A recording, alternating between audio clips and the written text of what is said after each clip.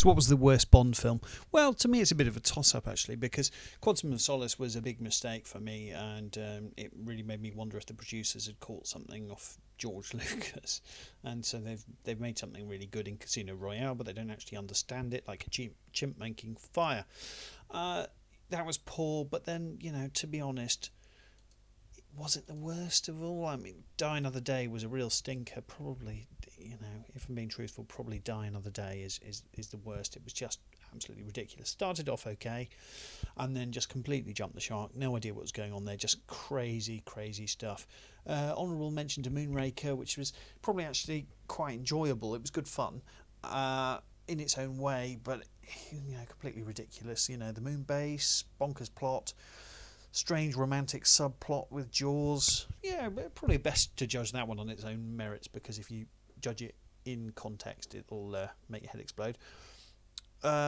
Best Bond film with worst Bond has got to be On Her Majesty's Secret Service. I wanted just to mention George Lazenby there. Great film, terrible Bond.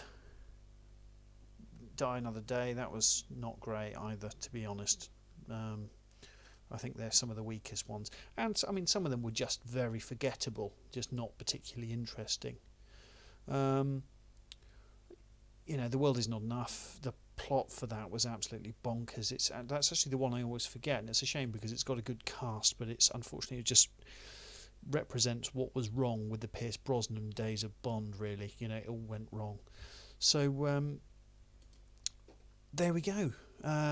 So what would I like to see for the future? Well, it'll be interesting to see if Sam Mendes actually makes another one. And if he doesn't, they just need to follow what he's laid down for them. I want them to keep things simple. I want to keep them tight and gritty. I want the films to be exciting, quite, very, really dark, and actually, a bit nasty.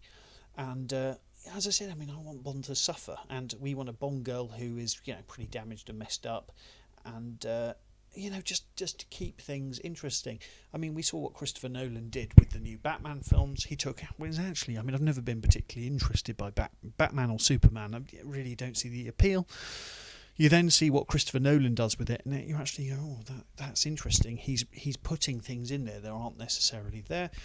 In an ideal world, I really would like to see Christopher Nolan just given right, there you go, off you go and make 3 Bond films, here's a massive check, and we're not going to ask you any questions until you're finished. And I think that would be absolutely fantastic for Bond, and I think he could really sort of make it in his own image. So there we go, really. There was a lot of work there, and it's times like this when it would be nice to have someone doing my editing for me, because blimey, Charlie, hearing my own voice for this length of time, recording this Bond special has been quite irritating. So there we go. It's all my own opinions. Hopefully it was interesting or entertaining. It's worth it, if you've got a bit of time in your hands, you can pick up a box set in HMV, or other shops are available for about 50 quid, and it's really interesting to see the last 50 years in cinema as Bond. The fact it's lasted so long is a real testament to the talent and dedication of the people that have worked on it over the years. I did find it tough getting through, as I've said, and it's funny now that at the end, I was expecting to be the love Bond or hate Bond, but I do respect it. But I thought, having spent so long in Bond's company, I'd have a lot more feeling either way.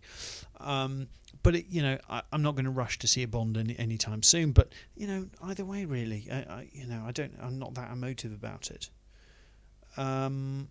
I think the concept's as strong as it ever was, really. I think there's plenty more that they can get from it.